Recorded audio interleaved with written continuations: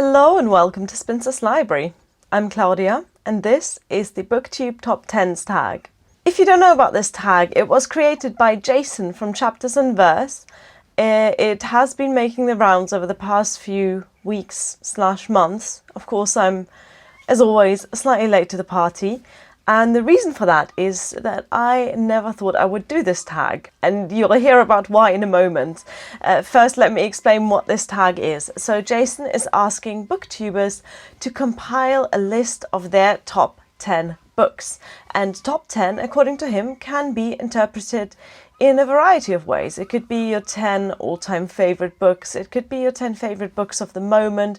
It could be the 10 books that have had an impact on you the most. And I would never be able to compile a list of my 10 favourite books. I admire anyone who has managed to do that, and I have been enjoying those top 10 videos a lot. But, like I said, I never thought I would do it. And then Jason actually commented on one of my videos saying you should do this tag.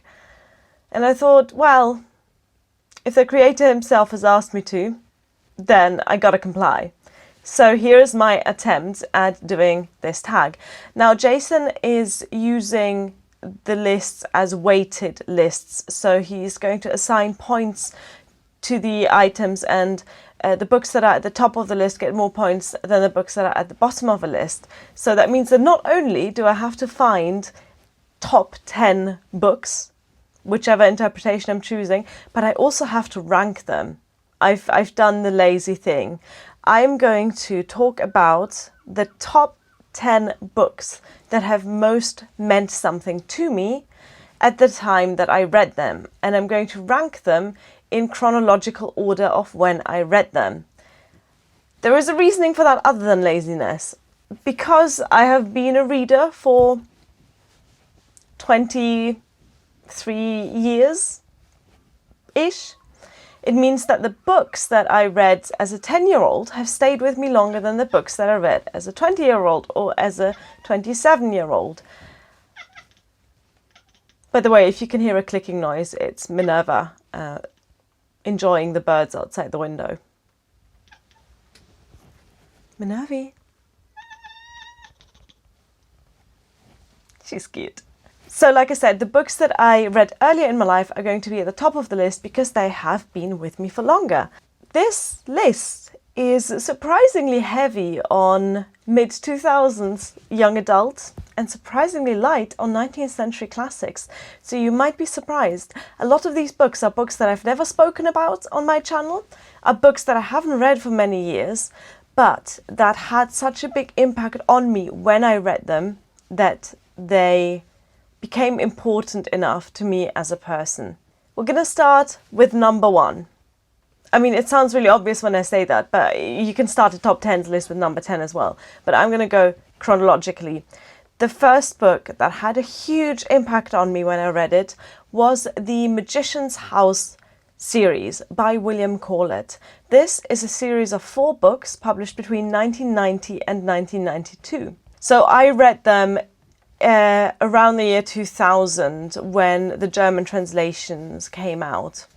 So the covers you can see now are actually the German covers, and I think they look really good. A lot of these books on this list, by the way, are books that were translated into German from English, and I almost always prefer the German covers to the English. Yeah, Germans do a good job at cover design. So anyway, the Magician's House series. The first book is called Steps Up the Chimney, and it's set in this old Elizabethan manor house on the border between England and Wales. The main characters are 3 siblings called William, Mary and Alice. Their ages are between 8 and 13, I believe. And these kids go to boarding school because their parents live abroad, and in the holidays they go and visit their Uncle Jack, who lives in this old Elizabethan manor house. So the children arrive there, they're not entirely happy about all of this, you know, they want to spend the Christmas holiday with their parents. And then as soon as they get there, they meet a mysterious stranger, an elderly man called Steven Tyler. They also notice that there's something odd about the animals around that place, and the children soon find out that they can communicate with these animals. So they make friends with a dog, they make friends with a fox who roams the grounds and an owl, and they go on some adventures together.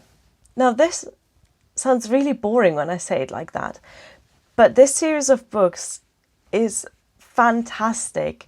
It is the best middle grade fantasy series I have ever read. And when I was 10, I loved these books so much. I would read them over and over again. I would really immerse myself in this world. And the thing that attracted me the most were the aspects of time travel and of alchemy. So the magician, whose house this is a time traveler from the Elizabethan age. He was one of the first owners of this house, and he dabbles in alchemy. So his big thing is about transforming lead into gold, but he also talks about the philosophical and spiritual aspects of alchemy, about, transforming your soul into gold and things like that. And the book brings all of these things together in a contemporary sort of adventure story. Other issues that are touched on in this book are more progressively political things than I realized when I read it as a 10-year-old.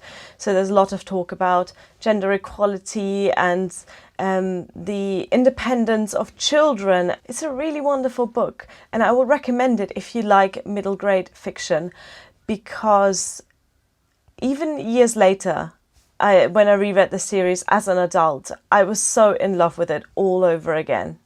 The second book on my top 10s list is, unsurprisingly, the Harry Potter series by J.K. Rowling. These books were published between 1997 and 2007, but I first read Harry Potter, I believe, when I was 11 or 12. I think the fourth book had just come out, so I read the first 4 books, and then I had to patiently wait for the 5th, 6th and 7th book to come out. By the time the 7th book was out, I had almost finished high school, I was becoming an adult, and I feel like Harry Potter has accompanied me throughout my teenage years. You all know the impact that Harry Potter has had on my life. I mean, there's a Hogwarts crest right there behind me. I do a series on this channel called Women of Harry Potter. Harry Potter occupies a large space in my life, and I am always going to be grateful for that. Never mind the sort of mess-ups that J.K. Rowling likes to do on Twitter these days, and all of the flaws that are in her later work and in her early work as well. Let's not pretend Harry Potter is perfect. But I guess one of the biggest things that Harry Potter has taught me is how to be a critical reader. So even though I'm unashamedly a Harry Potter fan, a huge Harry Potter fan, I see the flaws in the books, I see the problematic aspects of them, and I talk about them a lot in my Women of Harry Potter series. Harry Potter has taught me that you can love something and still look at it objectively and with a critical eye and with a critical mind, because we should never accept any text for what it is without asking questions about it. The third book on my list is a young adult series from the mid-2000s. This is Uglies by Scott Westerfeld, which was published in 2005, and it was the start of a trilogy, the last book of which was published in 2007, and those were the years that I actually read this book from. So this was an impulse buy in my local bookshop. I saw this cover and I was like, yeah, that looks interesting. And it was. This is a young adult sci-fi adventure story set a few hundred years in the future in a society where everyone is beautiful. And the reason for that is that everyone gets plastic surgery when they turn 16. The main character is a 15-year-old girl who is super looking forward to her 16th birthday until she can also be beautiful like everyone else. But instead, she's thrown into this adventure that takes her outside of her society and makes her question the message and the meaning of beauty. So this is a very typical young adult book, I'd say. It uses a lot of features that have become young adult tropes. Love triangles, chosen one stories, adventures, finding oneself, all of that kind of thing. But it's done in a really good way. I read this book when I was 14 and I was so into it that I gave it to all of my friends. They all read it. They all loved it. If you know the book, then you know, for example, that in this society, all of the teenagers have developed this kind of slang and they talk to each other in a very certain way. Yeah, my friends and I just straight up copied that. We would just talk to each other pretending to be characters in the book. That's how into this book we were. And yeah, I haven't read this book for about 8 or 9 years, so I don't know if I would still enjoy it as much today, but I really hope that I can get hold of my own copies of it so I can reread it and see. This was one of the first books that I felt like I could immerse myself into and that I could just love on and talk about it and be enthusiastic about. And I feel like as I get older, I lose that more and more with books. I lose this kind of giddiness about a book. I lose this sense of almost like belonging inside a book that I felt while reading the Uglies series. And in a way, that's sad, but I also know that I have gained different ways of enjoying books that I certainly didn't do when I was a 14 or 15-year-old. So would I recommend Uglies by Scott Westerfeld? Yeah, I would.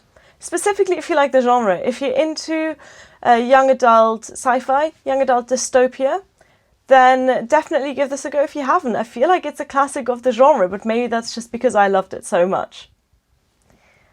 Next up, we have a young adult contemporary from 2005, and this is Elsewhere by Gabrielle Zevin. I say young adult contemporary, but is it actually fantasy? Or is it magical realism? I'm really not sure. The premise of this book is, well, the main character is a 15-year-old girl. They always are. And she gets hit by a car and dies at the beginning of the book. And the rest of the book plays out in the afterlife, or as the book calls it, in Elsewhere.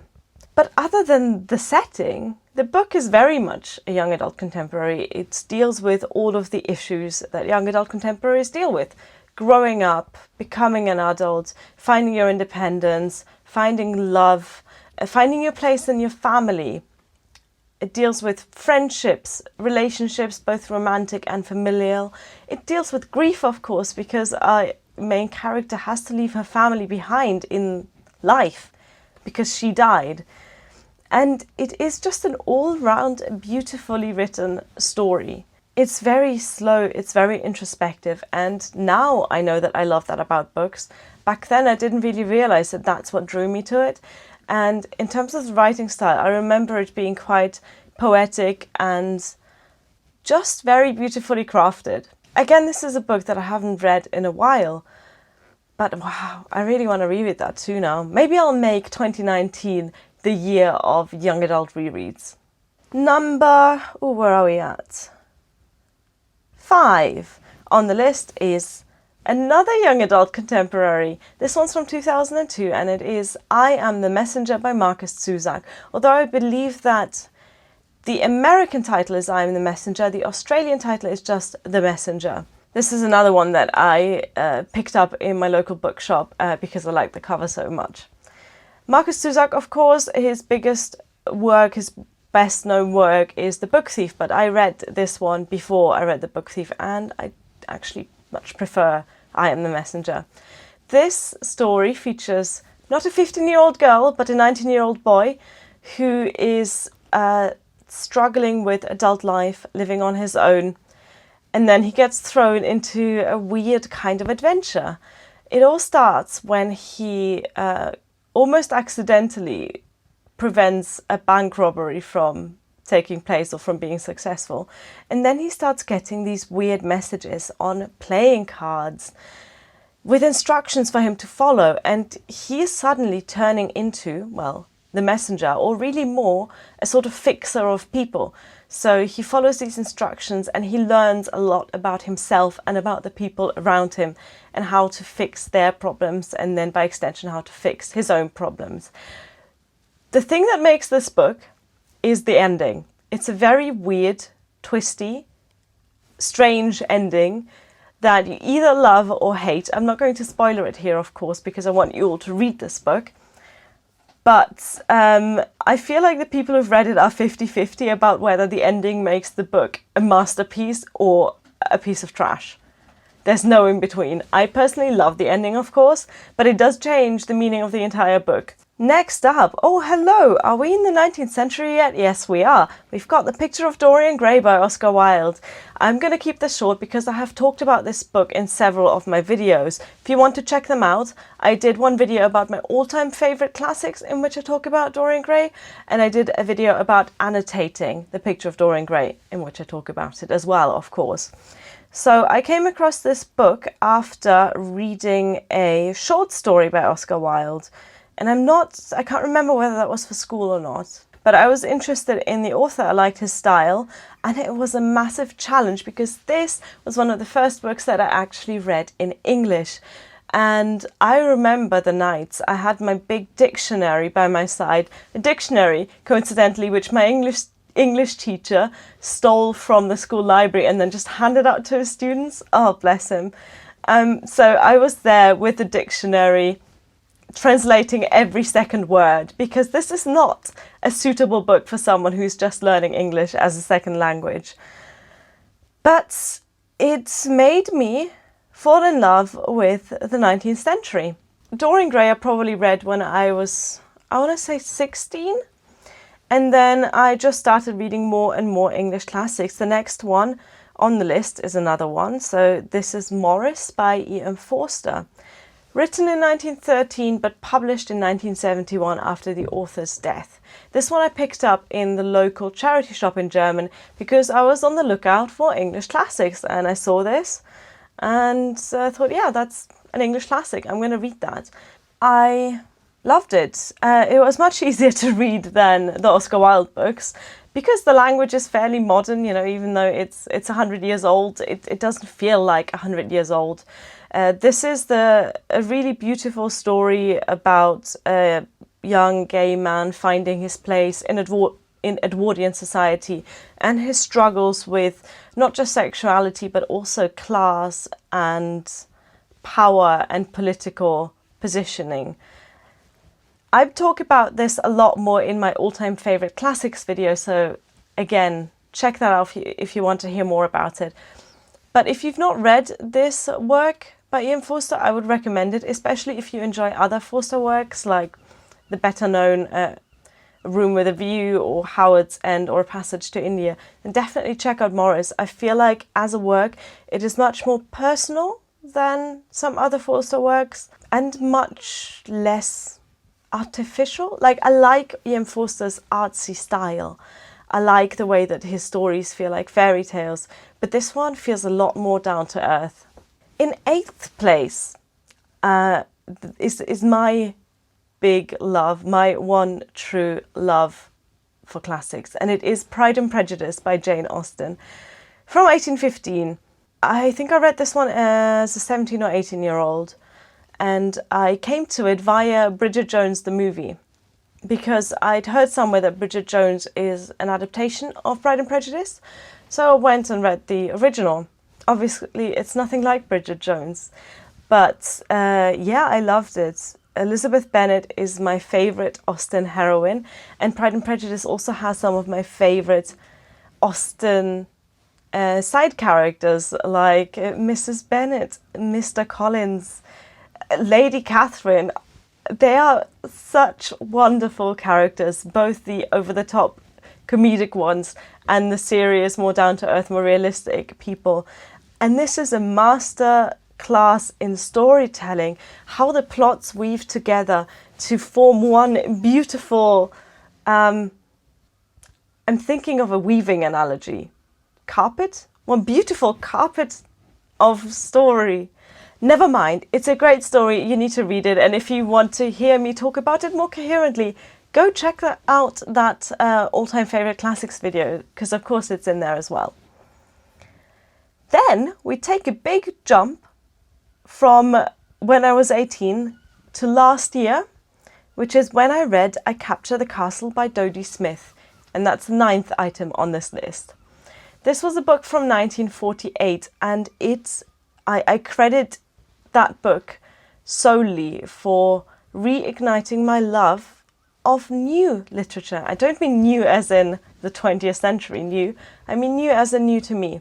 Because for about 10 years before I read I Capture the Castle, I was mainly a rereader. I would maybe buy 1 or 2 books a year, but the rest of the time I would just read books from my bookshelf over and over again. And it was comforting, and I liked rereading. I still like rereading. But then one day I was hanging out with my friend Ellie at university. Hi Ellie, if you're watching. And she said, "Oh, I'm reading this really gorgeous book. I think you'd love it. It's called I Capture the Castle." I was like, okay, well, you can lend it to me when you're finished. On the way home that day from university, I popped into the local charity shops as I do, and I saw it in, I think it was in Oxfam. They have the biggest book selection here.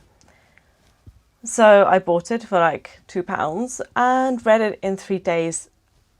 Oh, I cannot describe how into this book I was.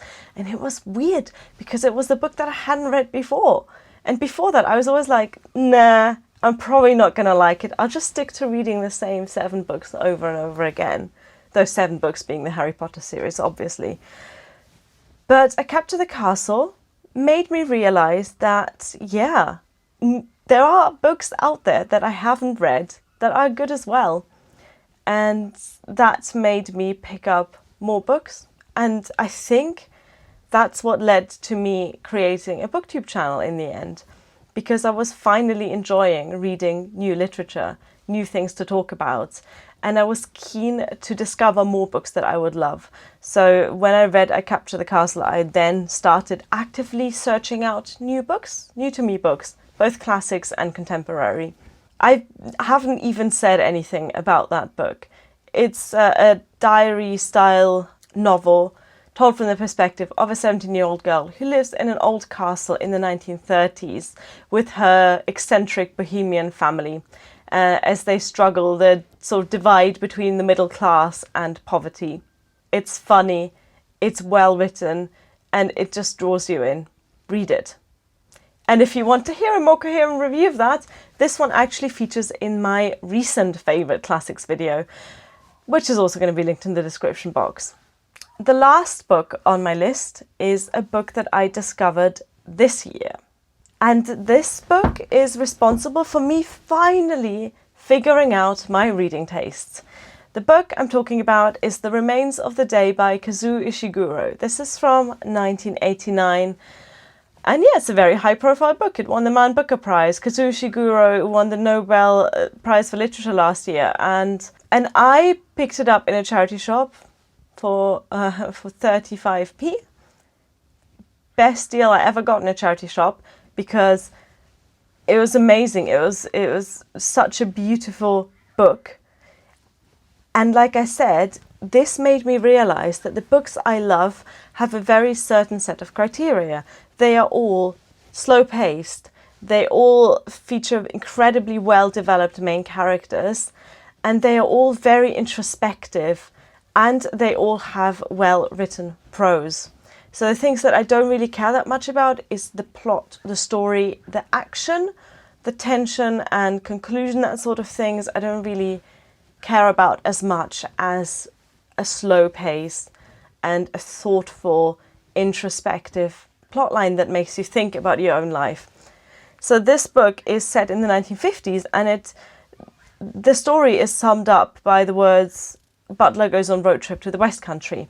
That's all that happens. This butler takes a car, drives to the West Country. Over the course of 5 days is when the story is told. But in those 5 days, he goes on an emotional journey, and so do you as the reader. So even though nothing actually happens in this book, just through this butler's thoughts and memories, you get taken on a wild emotional roller coaster ride. And it's so subdued and so subtle, and it's so bloody English. The emotion is bubbling just under the surface, and that makes this book a true work of beauty. Just thinking about it, it almost makes me cry. Right, I've rambled on for long enough. This was my top 10 favourites books.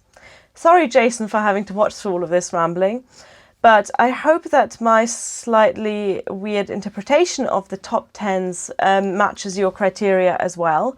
And I'm looking forward to seeing the results of this survey. Tell me if you've read any of these books and how you liked them. Tell me if you thought this was a slightly unusual list of books for me, because I know I'm sort of almost inadvertently carving out a niche on here as being someone who only talks about classics, but honestly my tastes are a little bit more varied than that. Or at least they were 10 years ago. Thank you for watching. Bye. Minerva, say bye. Minerva, say bye. Rude.